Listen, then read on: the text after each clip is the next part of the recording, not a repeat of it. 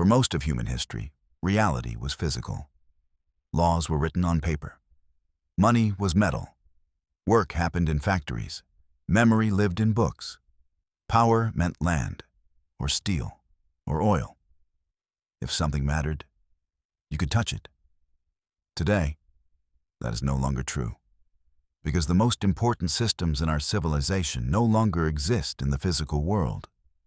They run in software.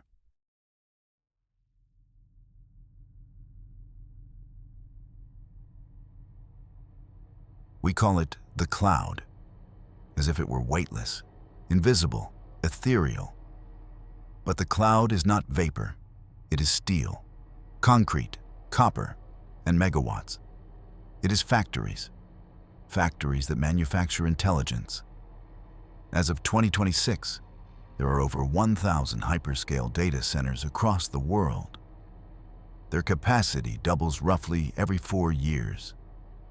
Together, they consume more than 400 terawatt-hours of electricity each year, about 1.5% of all global power, more than many nations. In a single year, major technology firms invested over $300 billion building this infrastructure, nearly 2% of the entire U.S. economy. The scale rivals the railroad boom, the electrical grid, the telecom build-out. This is not software floating in the sky. It is heavy industry, and it is concentrated. 95% of international data flows through just a few hundred undersea cables. Thin lines on the ocean floor. Cut one, and entire regions go dark. The digital world is not abstract. It has geography. It has choke points. It has failure modes. The cloud is simply the newest form of critical infrastructure, the motive power of the synthetic epoch. Money used to move physically. Coins, bills, vaults, armored trucks. Now it moves as database updates.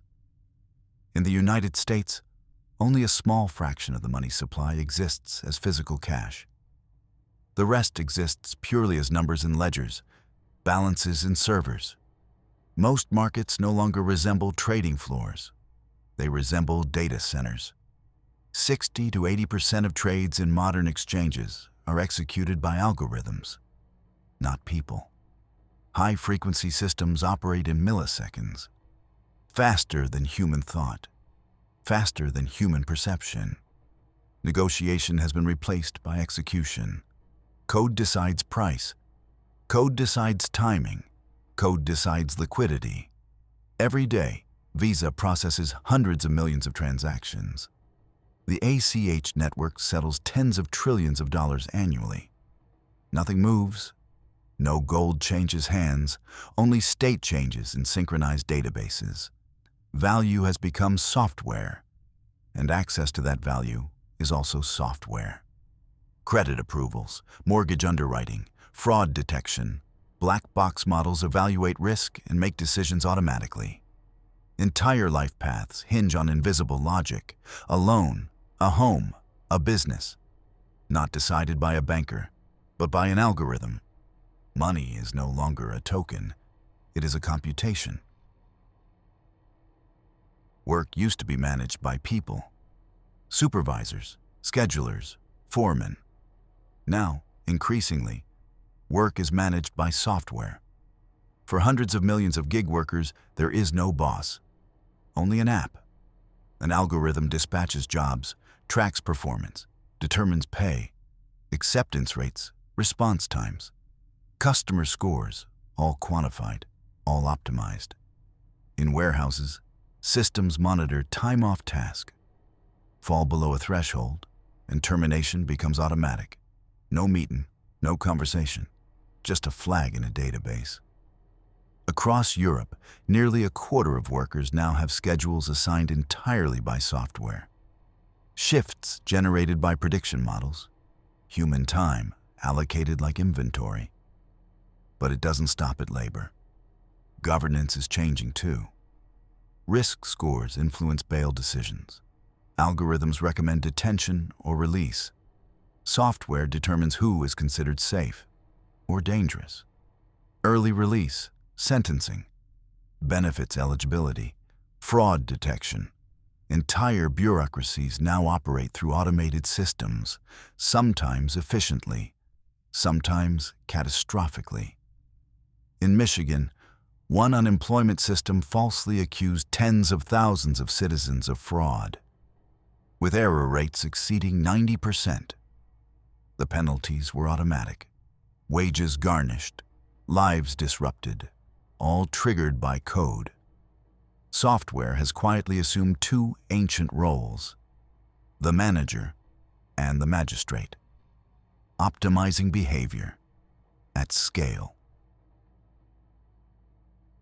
Memory once had weight. Photographs, records, film, shelves, artifacts you could lose or burn or inherit. Now memory lives in server racks. Streaming dominates music and video. Physical media has almost disappeared. The objects are gone. Only data remains. Humans now generate trillions of photos each year, nearly all captured on smartphones, nearly all stored in the cloud. Institutions follow the same path. Governments, corporations, libraries. Records that once filled rooms now exist as files in distant data centers. But something new is happening. Memory is no longer only recorded, it is generated. Artificial intelligence now writes code, creates images, produces articles, at scale. Millions per day. The historical record is increasingly synthetic, not observed, but produced. We are building an archive authored partly by machines, and we are placing it all in the same place, the same infrastructure, the same servers, the same cloud. Human culture has become data. None of this is a prediction. It has already happened. Capital is committed. Labor is monitored. Markets are automated. Memory is centralized. The most important decisions in society, in finance, in law, in work, in history, are increasingly executed by software, not by people. We still experience the world physically. But the systems that govern that world are digital, invisible, algorithmic, remote. Modern society does not merely use computers, it runs on them. We have built a civilization where the primary actor is code. This is not the information age. It is something else, a deeper shift, a structural one.